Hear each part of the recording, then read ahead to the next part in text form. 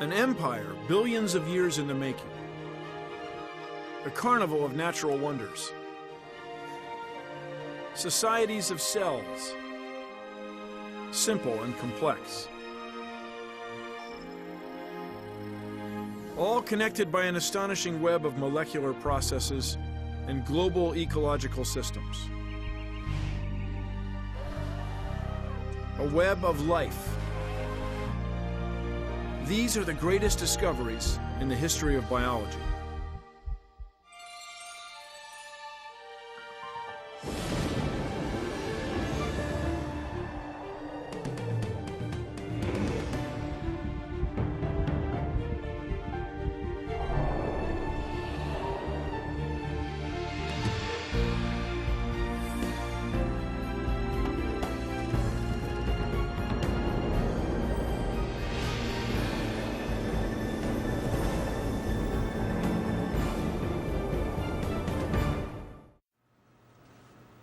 In the early 1600s, basic microscopes were in use throughout Europe. Gentlemen scientists were held spellbound by their ability to enlarge the universe of the very small. Then in 1665, an English scientist named Robert Hooke observed the tiny boxes in a sliver of cork and called them cells because they reminded him of the small rooms lived in by monks. Hooke's observation set the stage for our first great discovery.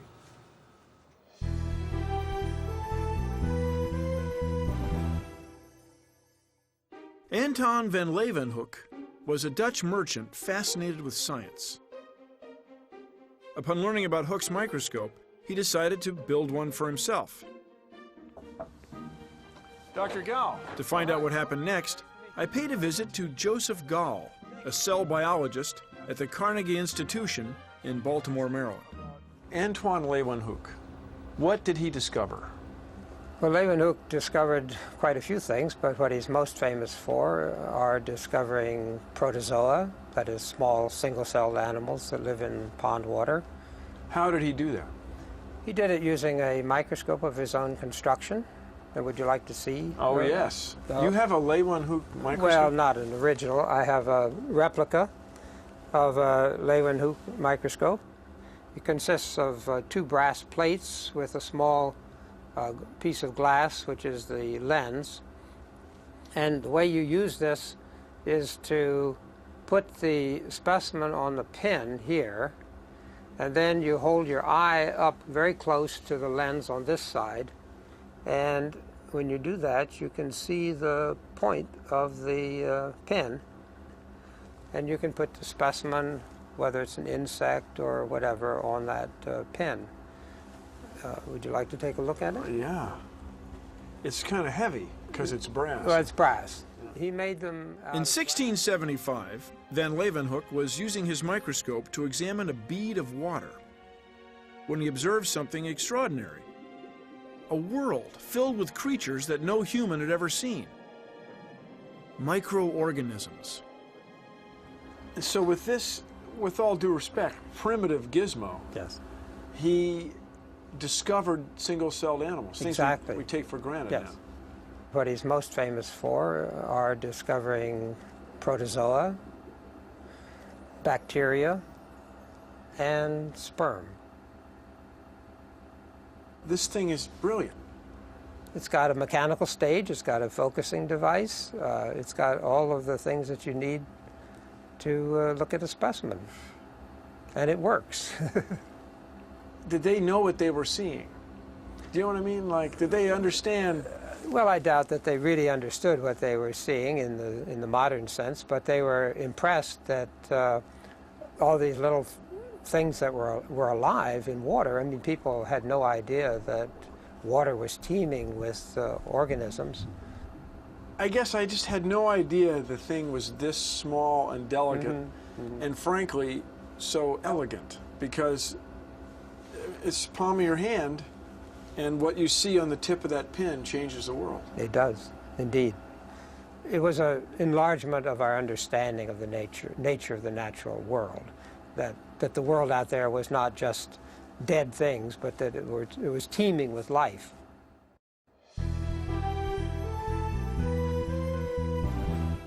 Our next great discovery occurred in 1831. English naturalist Robert Brown was studying the different types of plant species he'd collected during a voyage to Australia. Brown had an exquisite eye for detail. The cells of the plants were of particular interest to him. While examining them under his microscope, he saw something intriguing. In each cell, a similar structure, circular, opaque. He called it the nucleus. Upon learning of Brown's observations, German physiologist Theodor Schwann began looking for a similar structure in the cells of tadpoles. And he found it. Each and every cell of the tadpole had a nucleus as well. It was a revolutionary breakthrough. Here was evidence that all life was connected.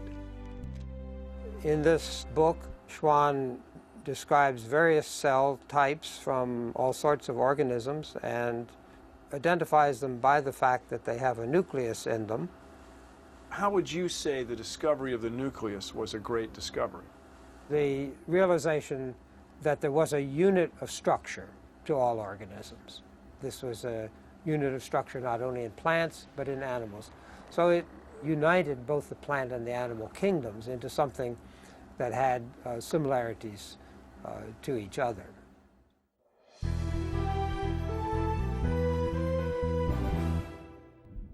More than a century after the discovery of the cell nucleus, it was believed there were two fundamental types of life on Earth: bacteria and everything else.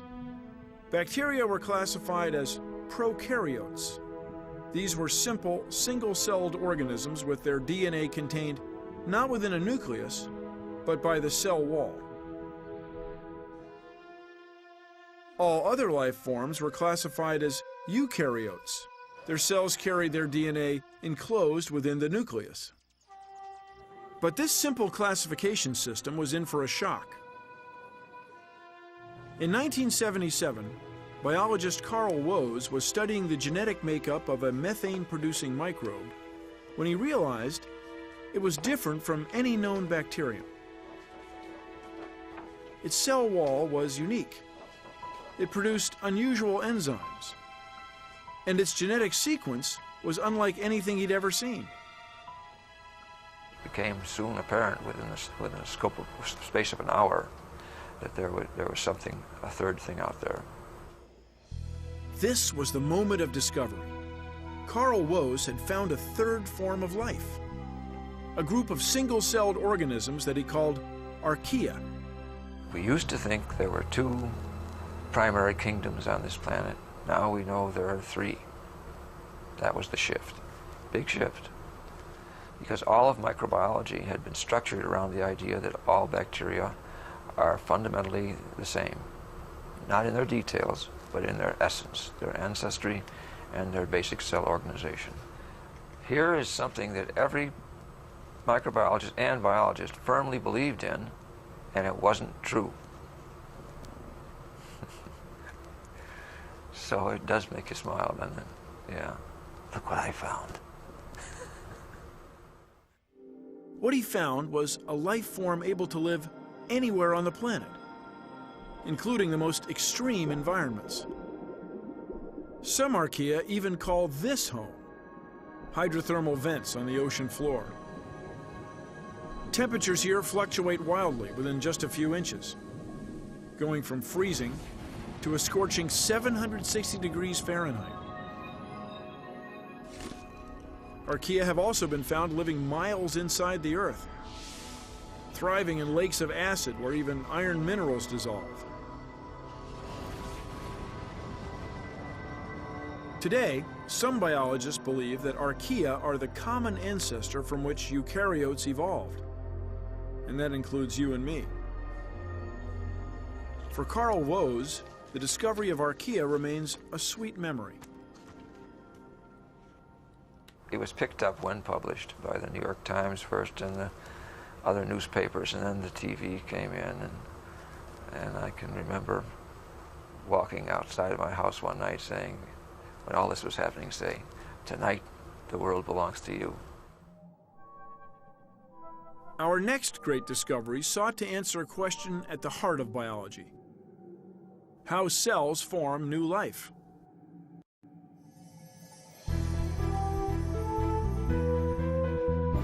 You know, in the course of human events, this is all pretty recent, right? Yes.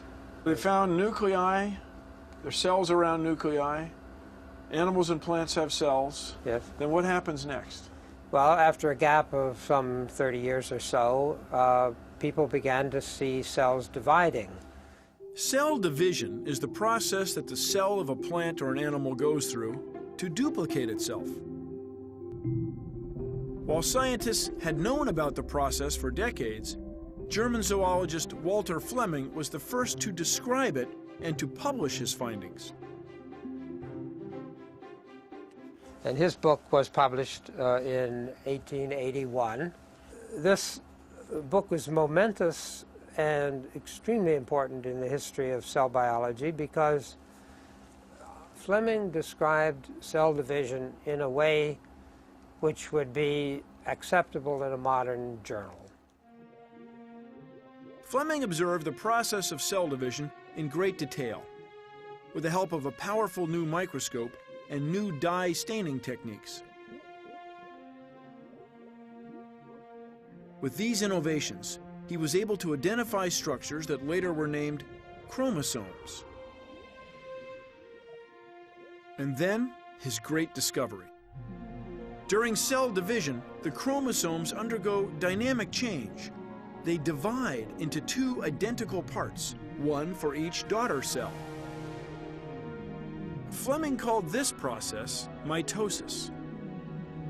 So that's the whole process of mitosis as he described it in 1881. In a tadpole tail. In a tadpole tail, yes. And he knew to go to the tail because the tail is growing, or the back end of a tadpole, there's a lot going on. Exactly, yes. He knew that if you're going to see cell division in detail, sorry for the pun. I like the pun. Kooky for the pun. Then that was one of the places to look.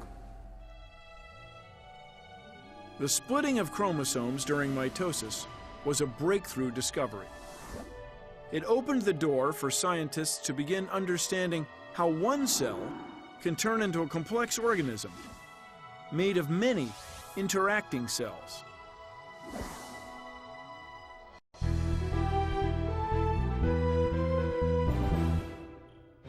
Around the time that Walter Flemming was studying the cell division process, biologists already knew that fertilization resulted from the union of two sex cells, sperm and egg.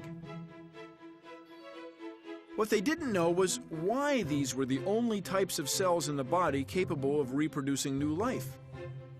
What made them different? The first answer was provided in 1883 by Belgian zoologist Edward van Beneden.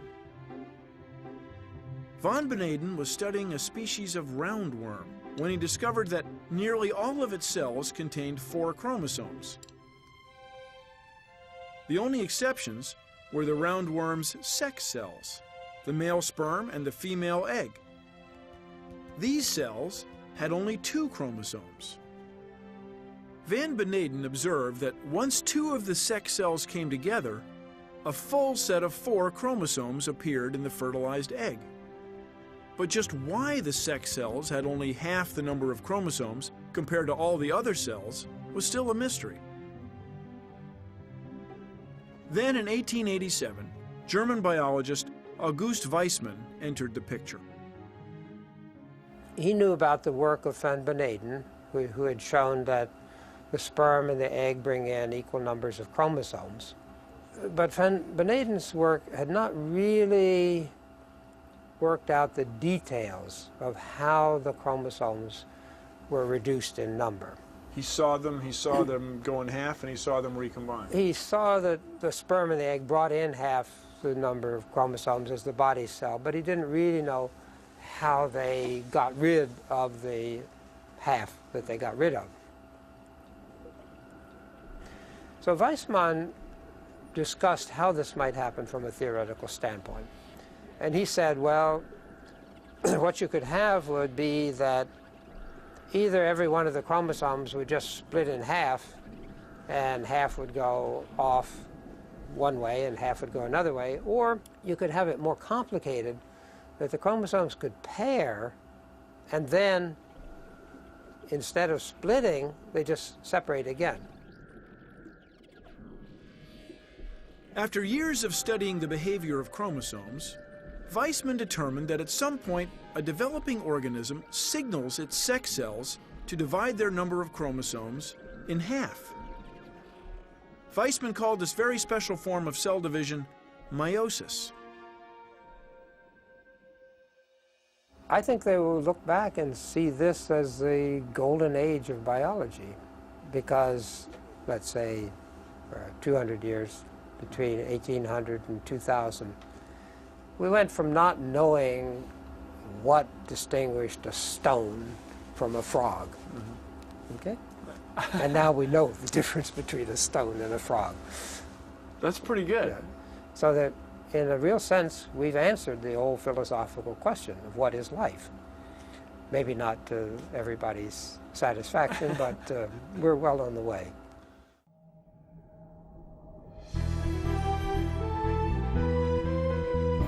Our next great discovery answered another question about the biology of life. In the late 19th century, biologists knew that during formation of the embryo, the cells of most organisms became differentiated. That is, they received their assignments for specific jobs in the adult organism. Arms, legs, eyes. But when did this differentiation happen? German biologist Hans Driesch was determined to find the answer. In a lab experiment with sea urchins, he observed that in the early stages of an embryo's development, its cells are not yet differentiated. They can still develop into all cell types.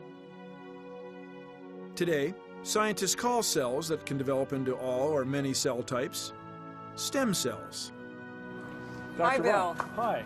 To find out more, I paid a visit to Helen Blau, who is directing stem cell research at Stanford University's Genetic Pharmacology Lab. Everybody's talking about stem cells. Cells start out, they're fertilized, then they start to divide, but they still haven't started to divide into what I would think is a liver cell, a fingernail cell, an eye cell, right? That's right. And what do you call that? So at that point, they're totipotential. They have a lot of plasticity. They can give rise to all the cells of the organism. And then something changes. And we don't know what that something is, but those cells are now destined to make different kinds of tissues. And that's why we have organs such as the heart and the liver and the spleen in the adult. So then the question is, how irreversible are those decisions?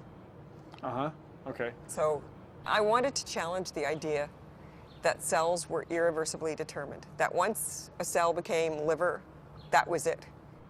And so we showed that they were not irreversibly determined, and that by perturbing their environment inside the cell, you could activate genes that were usually never used. That demonstrated a certain kind of plasticity, and it's this kind of plasticity that people are trying to enlist in stem cells.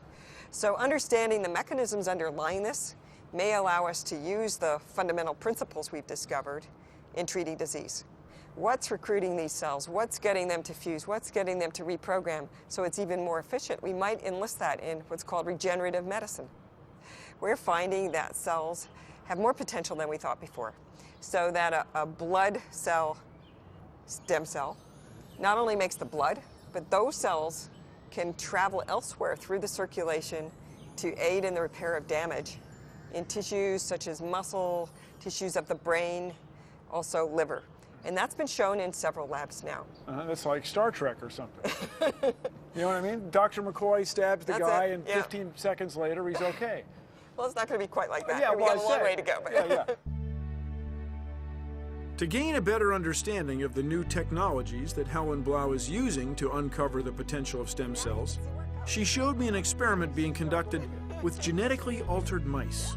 Why not? Sure. So that is one unusual mouse. It certainly is. It has green fluorescent protein in all of the cells of its body. Because we've been able to introduce the jellyfish or GFP gene into these mice, now their tissues glow. And you can see that particularly in the ears, the eyes, the tail. It's spooky. But all the tissues are green. This has enabled us then to take cells that glow and put them into another mouse and see what tissues they participate in. So in a way you can follow what stem cells can do. It's a marker. It's a marker. And it just, all you need is an ultraviolet light. That's right. And it didn't exist before. And because of that, we now can follow the fates of these cells, where these cells go, what they become, in a way that wasn't previously possible. It is fantastic. In the 1930s, German biologist Hans Krebs, the son of a Jewish physician, was forced to flee Nazi Germany. By 1937, he was doing research at the University of Cambridge in England, determined to unravel the mystery behind an essential biological process. How do the cells in our bodies convert food into energy? It's our next great discovery.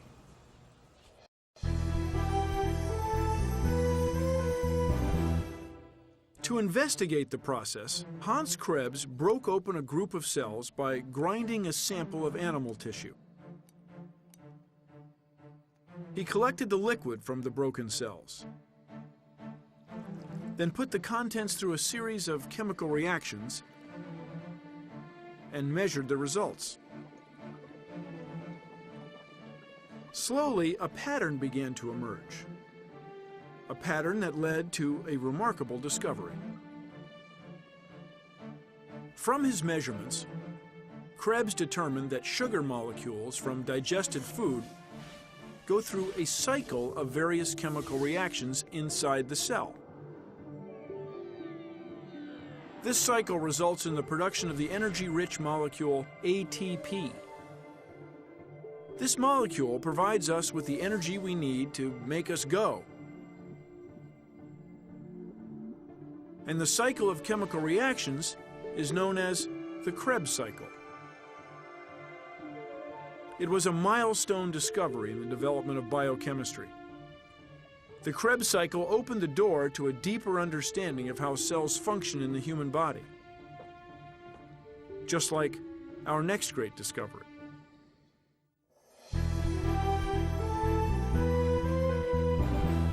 In the mid-19th century, scientists using powerful new microscopes found something never seen before, a mysterious structure lurking inside nearly all types of cells. It was equipped with two membranes and had the ability to change shape. Over the next 100 years, several biologists combined to uncover the secrets of this biological wonder. They called these structures mitochondria. Among the scientists involved in the first wave of discoveries about mitochondria was Britton Chance. His contributions included the invention of a dual wavelength spectrophotometer, a device that provided scientists with a clearer picture of how mitochondria function. Today, he's a professor of biophysics at the University of Pennsylvania. I made a gadget. This gadget would look through the turbidity of these organelles because they had membranes and they had cell walls and they had things which scattered light. And you hold them up to the light, all you could see was a fuzz. Well, we made an instrument which got rid of the fuzz and found two components that linked the mitochondria to Hans Krebs' citric acid cycle. So this sort of tied the whole thing up and made links between enzyme action and the whole energy chain. So it sort of glued it together. With the help of Chance's invention, scientists found that the mitochondrion provides the energy that enables a cell to work and the body to function. The mitochondrion has to be a very efficient way of using the foodstuff that the host cell gathers. And this is called a phenomenon of respiratory control. To the layman, it means that he can exercise like hell when he wants to, and all he has to do is stop to recoup. In other words, he doesn't have to take a pill, he doesn't have to take an injection. His body will, his mitochondria will reconstitute the energy deficit. Having done that, they'll go to sleep. So I think especially in these days of Olympic sports where everybody's pushing their ATP to the very limit, it has a real significance.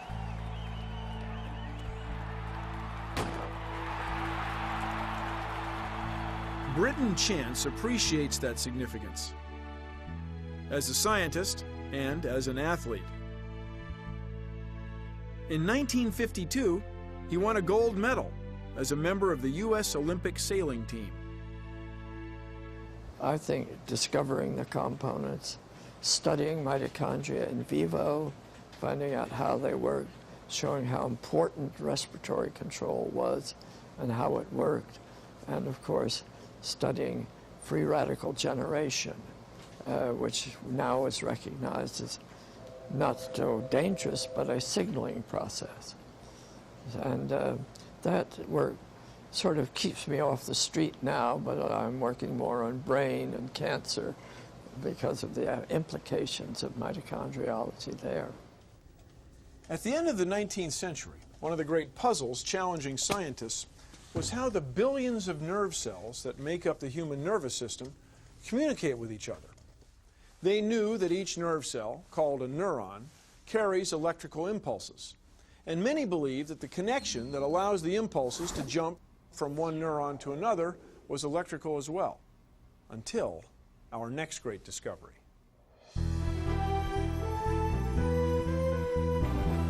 In the early 1900s, British biologist Henry Dale was conducting a series of lab experiments studying the physiology of nerve impulses. In one of his experiments, he injected adrenaline into a cat, expecting the animal's heart rate to increase, but nothing happened. Suddenly, Dale realized his mistake. It was the same cat that he'd already given another drug to, one that slowed the heart rate.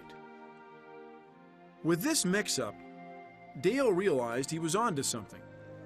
If a drug could interrupt the nerve impulses that govern the beating of the heart, then the connection between neurons must be chemical, not electrical. Dale turned to his colleague, German biologist Otto Lowy, for help. To test Dale's hypothesis, Lowy conducted an experiment using 2 frogs. Lowy put the first frog in a saline solution. Then he electrically stimulated its vagus nerve, the nerve that controlled its heart rate. The frog's heartbeat slowed. Next, Lowy took some of the solution and applied it to the heart of the second frog. What happened next was extraordinary. Without any electrical stimulation of its vagus nerve, the second heart slowed as well. This was the moment of discovery. Lowy realized that the vagus nerve of the first frog had released a chemical which had directed the frog's heart muscles to slow their contractions. Here was proof that the transmission of impulses among nerve cells and then to the heart muscle was chemical. Lowy had discovered the existence of the first known nerve chemical, now called a neurotransmitter.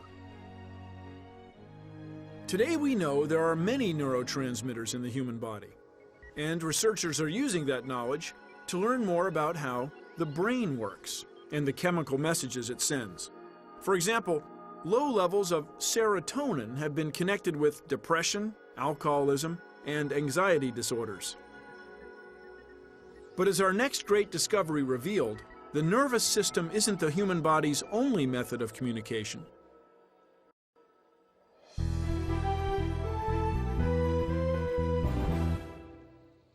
In 1903, 2 British physiologists, William Bayliss and Ernest Starling, were investigating the food digestion process. From their studies, they determined that the body produced digestive juices that helped break down food once it moved from the stomach to the intestine. But what caused the digestive juices to flow? To find out, Bayliss and Starling conducted an experiment. They took a blood sample from a dog that had just eaten a meal. They injected the blood into a second dog, this one with an empty stomach. Then something astonishing happened. Without any food in its belly, the second dog began secreting digestive juices from an organ called the pancreas. How had this happened? After more testing, Bayliss and Starling finally had their answer. As food reaches the small intestine, the intestine produces a chemical substance which is then carried through the bloodstream to the pancreas. Here, it stimulates the pancreas to produce secretions that help digest the food. Bayliss and Starling called this chemical secretin. The first of what they realized was a never-before-seen group of chemical substances. They called these substances hormones.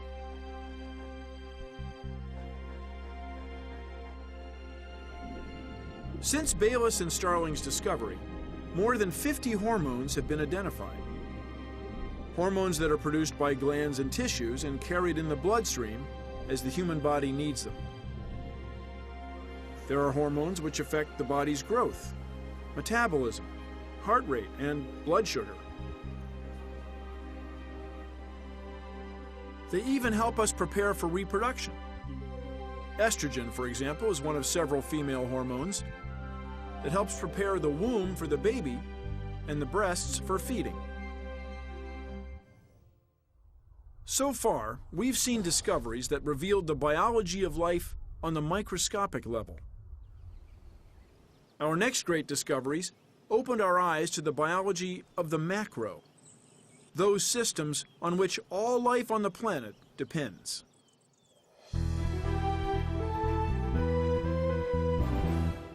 The year is 1771.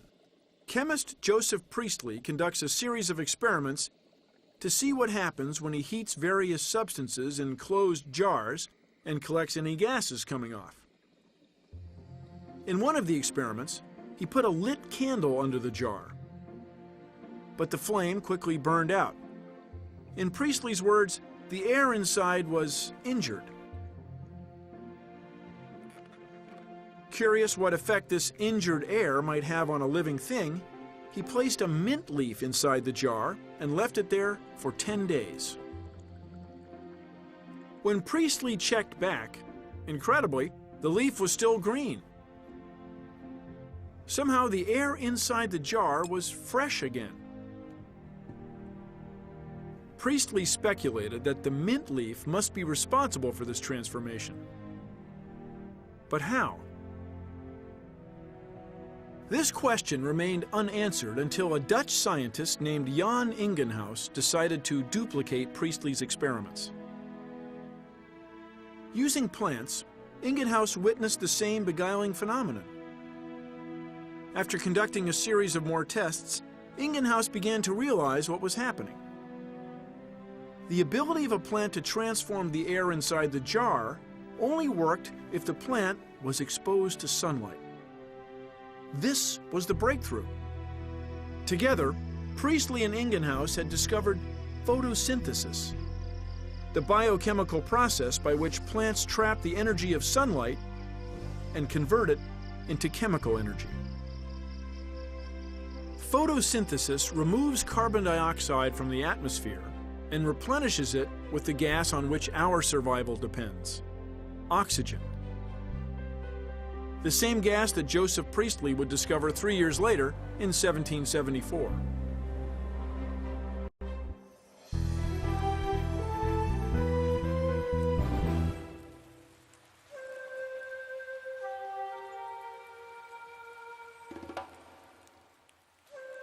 Our next great discovery has no discoverer in the classic sense. Many took a hand in expressing and shaping the idea over several centuries. It's the discovery of tropical biodiversity. And today, It's fundamental to our understanding of the biological world and our dependence on it. The term biodiversity refers to the variety of living things on Earth and their interactions with the environment. The tropical rainforests are the richest resource of biodiversity on the planet. In the 15th century, Italian explorer Amerigo Vespucci visited the tropics and wrote in his journal, "What should I tell of the multitude of wild animals? So many species could not have entered Noah's Ark." Today, we continue to be awed by the biodiversity of the tropics. An estimated 50% of all the species in the world inhabit the tropical rainforests, an area that occupies only about 2% of the land on the Earth's surface.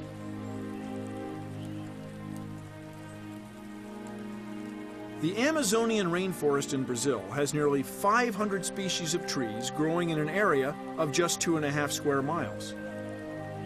Compare that to the total area of the United States and Canada, which combined have only about 700 species of trees. But just why is the discovery of tropical biodiversity considered so important? Because not only did it enable scientists to better understand the natural systems at work here, but it helped them begin to harvest an extraordinary array of resources which touch our lives every day. From the production of more food and better industrial products to the development of new medicines. For example, many of the most promising anti-cancer drugs come from plants found in the world's tropical rainforests. But those benefits have come at a steep price. Scientists estimate that the loss of tropical biodiversity is happening at an alarming rate. Millions of acres of habitats have been wiped out. Countless species have gone extinct. It's estimated that with the current rate of deforestation, all tropical rainforests could disappear by the year 2030. That disappearing act has far-reaching environmental implications. Because, as our next great discovery revealed, all the Earth's biological systems and the communities of life that depend on them are connected.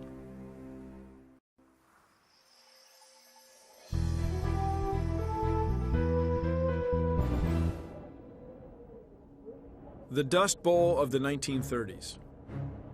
After years of drought, the once fertile American Midwest became a wasteland. Without rain, farmers continued to plow and plant, hoping that the nutrients in the fields would somehow be replenished. But their efforts only made things worse. The topsoil turned to dust, and the wind took its vengeance. For British ecologist Arthur Tansley, the Dust Bowl was proof that scientists, and the public at large, were too narrow in their view of the physical and biological world.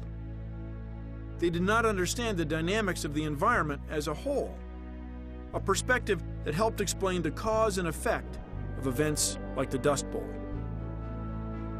He advocated a new concept, what he called the ecosystem.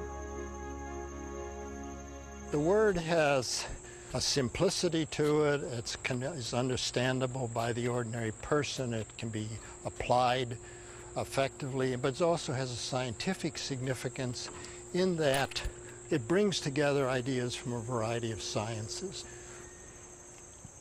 And to understand the impact of Tansley's idea, I paid a visit to ecologist Frank Golly at the State Botanical Garden in Athens, Georgia. Why was this a revolutionary shift in thinking? At that time, ecological work was strongly involved with the description of nature. In the systems approach, you are actually going further, you're experimenting, you're looking for patterns that are persistent across a variety of locations and species, and then you're making statements about their the way they perform, that can be tested. This moves ecology into the same venue as physics and chemistry and molecular biology. And so Tansley took that word system and applied it to ecological studies. He tried to convey the idea that ecology is part of a hierarchy of physical systems from the universe at one extreme to the atom at the other. So somewhere in the middle would be solar system. Yes. And then down below that would be ecosystems. Yeah. Back here is something I want to show you. The quantity of silt that you see in the river right now is due to the erosion of the farmland that's upstream. This is a opportunity to see what we could say was an ecosystem defined physically, Bill, right here in front of us. It has boundaries. It has boundaries.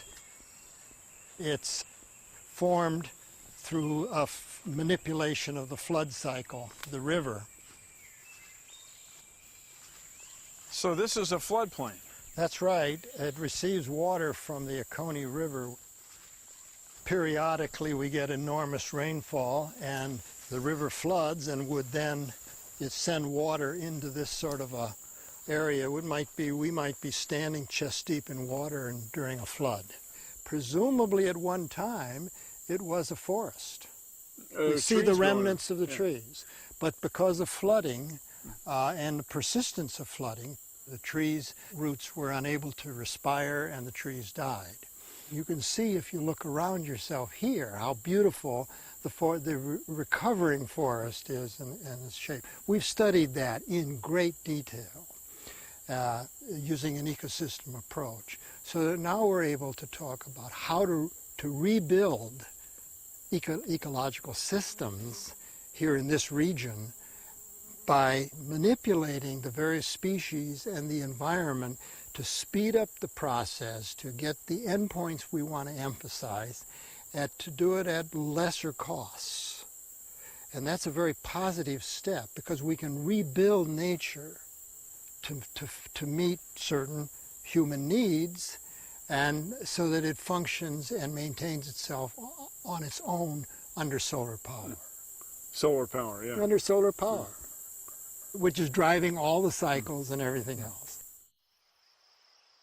Our journey through the greatest discoveries in the history of biology has revealed an amazing diversity of life on Earth. And it's given us insight into how that life works, from the life cycle of the smallest cell to the systems that govern the physical environment of our entire planet. But if there's one insight that resonates above all others, it's this: the search for more discoveries about life is never ending. That journey goes on forever.